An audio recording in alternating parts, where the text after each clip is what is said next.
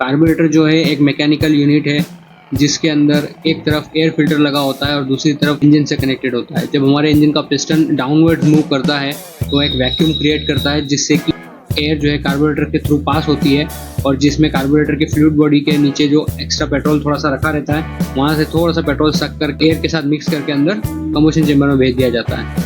तो यही प्रोसेस है जैसे कि कार्बोरेटर वर्क करता है। It is so simple. मैंने आसान शब्दों में आपको ये चीज़ समझाने की कोशिश की है। वैसे क्या टेक्निकलिटीज़ में जाएँ तो बहुत लंबी चीज़ हो सकती है, मतलब वेंचुरी इफेक्ट होता है और ये और वो फलाना ढिमकाना लहसन वसन, लेकिन अगर अपन सिंपल भाषा में बात करें तो यही है। इसका जो रेशियो होता है वो हम मिक्सचर स्क्रू के थ्रू सेट कर सकते हैं। तो उसमें कितना फ्यूल जाएगा और कितनी एयर जाएगी, जो कि आपने अक्सर देखा होगा कार्बोरेटर में लोग एवरेज सेट करवाते हैं तो मैकेनिक्स वो स्क्रू को इधर उधर कुछ घुमाते हैं। तो उसमें यही होता है कि जिससे कि एक पर्टिकुलर पॉइंट पे जाने के बाद वो बेस्ट एयर और फ्यूल का मिक्सचर कंबशन चेंबर में एंटर करने लगता है, जिसके बाद हमारी गाड़ी का जो है वो माइलेज में इम्प्रूवमेंट आता है। और कार्बोरेटर को एडवांस लेवल पे ट्यून करते टाइम उसके जो पोर्ट्स हैं उनके साइज़ के साथ में छेड़छाड़ की जाती है, मतलब साइज़ को बढ़ा दिया जाता है। कभी कभी उसके अंदर ट्यूनिंग के नाम पे जेट्स को चेंज किया जाता है, ज़्यादा फ्यूल सप्लाई करने वाली जेट्स लगा दी जाती हैं जिससे कि पावर में इंक्रीज देखने को मिलता है। यही था कार्बोरेटर का वर्किंग प्रिंसिपल। अब बात करते हैं कार्बोरेटर की एडवांटेजेस और डिसएडवांटेजेस के बारे में। सबसे पहले बात करते हैं कार्बोरेटर की एडवांटेजेस के बारे में। सिंपल सी बात है, ये काफ़ी पुरानी टेक्नोलॉजी है।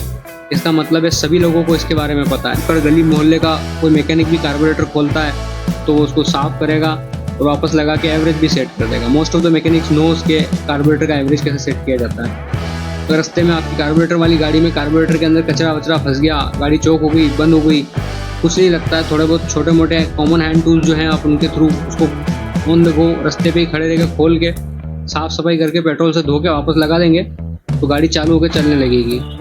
ऑन दी अदर हैंड ये सब चीज़ें आप फ्यूल इंजेक्टर के साथ नहीं कर सकते। फ्यूल इंजेक्शन सिस्टम के पार्ट्स के मुकाबले कार्बोरेटर के पार्ट्स सस्ते मिलते हैं और इजीली अवेलेबल है। किसी भी ऑटो पार्ट्स की शॉप पे आपको अपनी गाड़ी का कार्बोरेटर इजीली अवेलेबल हो जाएगा। नहीं होगा तो शोरूम वाले आराम से मंगा के दे सकते हैं। मतलब जैसे कि फ्यूल इंजेक्टर के पार्ट्स है उनको कई बार बाहर से मंगाना पड़ता है, कई बार हफ्ते महीने लग जाते हैं पार्ट्स के आने में और लोगों को वेट करना पड़ता है। और ये तो रही कार्बोरेटर की एडवांटेजेस। अब बात करते हैं कार्बोरेटर के डिसएडवांटेजेस के बारे में। कार्बोरेटर वाली बाइक्स को कंपेयर करेंगे फ्यूल इंजेक्टर वाली बाइक से तो फ्यूल इंजेक्टर वाली बाइक्स का एवरेज आपको अच्छा देखने को मिलेगा, पर लीटर वो आपको अच्छा माइलेज दे सकती हैं। वहीं कार्बोरेटर वाली बाइक्स का एवरेज कम रहता है क्योंकि वो उतना परफेक्टली ट्यून नहीं होते हैं। मशीन्स जो कैलकुलेशंस करती हैं वो एक ह्यूमन के मुकाबले काफ़ी अच्छा करती हैं। ग्राउंड लेवल से अलग अलग हाइट्स पे बाइक का जो कार्बोरेटर है वो अलग अलग लेवल पे परफॉर्म करता है। जैसे आप ऊंची जगहों पे रहते हैं तो आपकी गाड़ी का कार्बोरेटर का ट्यूनिंग बिल्कुल अलग होगा। अगर आप इधर राजस्थान वगैरह में रहते हैं तो आपका अलग होगा। According to the terrain conditions और वेदर कंडीशंस आपके कार्बोरेटर की ट्यूनिंग और आपके बाइक का जो माइलेज है और जो पावर है वो डिफर करेगी। यही कार्बोरेटर की एक बहुत ही बड़ी डिसएडवांटेज है। जो लोग लद्दाख वगैरह जाते हैं वो इस चीज़ को अच्छे से रिलेट कर पाएंगे कि जब वो यहाँ से नीचे से अपने घर से निकले थे तो उनकी बाइक का परफॉर्मेंस अलग था और पहाड़ों पे चढ़ते टाइम बाइक के परफॉर्मेंस में काफ़ी ड्रॉप देखने को मिला। गाड़ी गर्म होने लग गई और पावर भी काफ़ी ड्रॉप हो गया। ऐसा इसलिए होता है क्योंकि ऊपर सी लेवल से ज़्यादा ऊंचाई पे जाने पे एयर का प्रेशर कम हो जाता है, जिससे कि हमारे कार्बोरेटर में एयर फ्यूल का मिक्सचर प्रॉपर बन नहीं पाता है। कार्बोरेटर का जो है थ्रॉटल रिस्पॉन्स जो कार्बोरेटर वाली बाइक्स का है वो कभी कभी लैग करता है। सुबह स्टार्टिंग के टाइम पे कार्बोरेटर जो है मौसम ठंडा होने की वजह से फ्यूल जो है प्रॉपर्ली बर्न नहीं हो पाता है। आपने देखा होगा नॉर्मली आपकी जो कार्बोरेटर वाली बाइक्स है आप सुबह स्टार्ट करेंगे सबसे पहले तो उनको आपको चोक दे के स्टार्ट करनी पड़ेगी। चोक दे के स्टार्ट करने के बाद भी वो गाड़ियाँ जो हैं काफ़ी दूर तक मिसिंग करती रहेंगी। जब तक इंजन का जो टेम्परेचर है वो एक पर्टिकुलर टेम्परेचर तक नहीं आ जाता है वो गाड़ियाँ मिस करेंगी। और कुछ कार्बोरेटर्स आपने देखे होंगे जैसे कि हमारे गाड़ियों के अंदर आते हैं जो डायफ्राम वाले कार्बोरेटर होते हैं। तो ये जो डायफ्राम और ऐसे जो दूसरे कंपोनेंट्स हैं वो बहुत ही ज़्यादा डेलिकेट होते हैं जो वक्त के साथ साथ जल्दी से ख़राब हो जाते हैं और उसी के साथ कार्बोरेटर का पॉइंट खत्म होता है। और अब बात करते हैं फ्यूल इंजेक्टर के बारे में।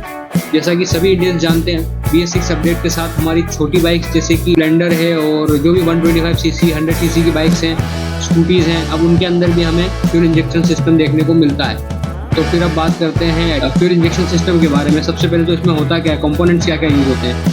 फ्यूल इंजेक्शन सिस्टम जो है वो टोटली एक इलेक्ट्रॉनिक सिस्टम है जिसके अंदर आपके फ्यूल टैंक के अंदर एक मोटर लगी होती है, फ्यूल पंप जिसे कहते हैं। वो मोटर एक हाई प्रेशर के साथ आपके जो फ्यूल टैंक का पेट्रोल है उसको सप्लाई करती है बाहर की तरफ, और फिर वो जाता है सीधा इंजेक्टर तक और वहाँ पे जाकर रुक जाता है। वहीं एक दूसरा कंपोनेंट होता है जिसे हम थ्रॉटल बॉडी कहते हैं, वो आपके इंजन के एयर इनटेक की तरफ लगी हुई थी। जहाँ पहले आपका कार्बोरेटर लगा रहता था वहाँ थ्रॉटल बॉडी लगी हुई है। इंजेक्शन सिस्टम के अंदर कई सारे सेंसर लगे होते हैं, जिनके अंदर मेनली है एक तो आपका क्रैंक पोजीशन सेंसर, एग्जॉस्ट की जो गैसेज है उनका टेम्परेचर डिटेक्ट करने वाला सेंसर, आपके थ्रो एक्सीलरेटर इनपुट है उसको डिटेक्ट करने वाला सेंसर, जो कि सारे के सारे सेंसर मिलके हमारे जो बाइक का ECM इंजन कंट्रोल मॉड्यूल या ECU इंजन कंट्रोल यूनिट जिसे हम कहते हैं उसको डेटा भेजते हैं। वो एक छोटा सा कंप्यूटर होता है जो आपकी बाइक की सीट के नीचे कहीं पे लगा होता है, और वो जो है सारा डेटा को डिटेक्ट करने के बाद कैलकुलेट करके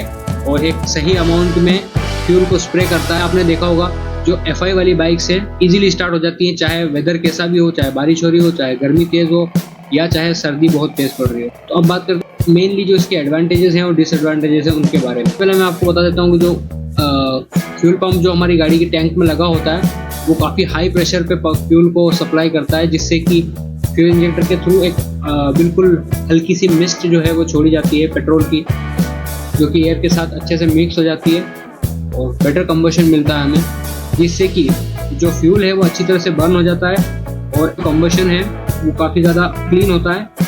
FI वाले इंजन हैं जो कम से कम CO2 एटमॉस्फेयर में रिलीज़ करते हैं।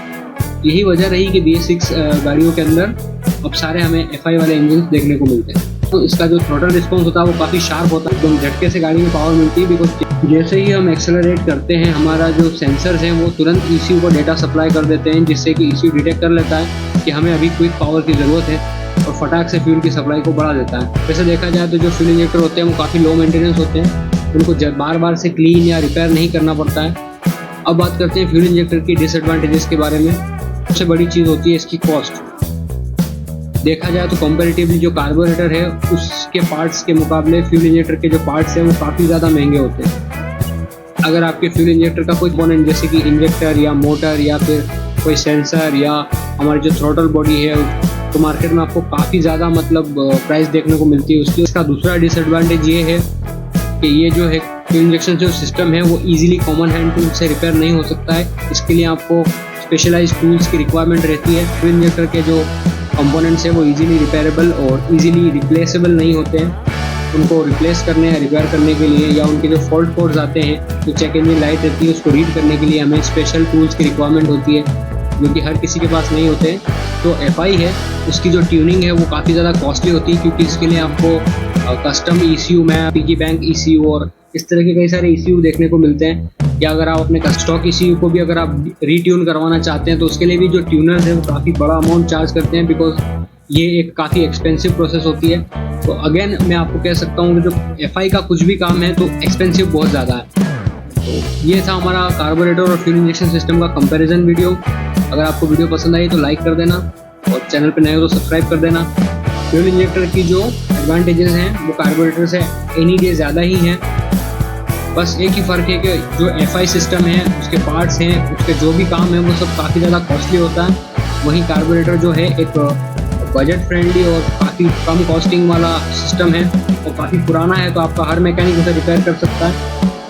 और अगर आप थोड़ा एक्सपीरियंस हैं तो आप उसे अपने घर पे भी खोल के रिपेयर कर सकते हैं। और रही बात FI की, तो FI का भी आप काम तो खुद कर सकते हैं, लेकिन उसके लिए आपको कुछ थोड़े से टूल्स की रिक्वायरमेंट रहती है। आपका क्या ओपिनियन है कार्बोरेटर और फ्यूल इंजेक्शन के सिस्टम के बारे में? क्या लगता है कौन सा सिस्टम बेटर है, कार्बोरेटर वाला या फ्यूल इंजेक्टर वाला? नीचे कमेंट करके बताना।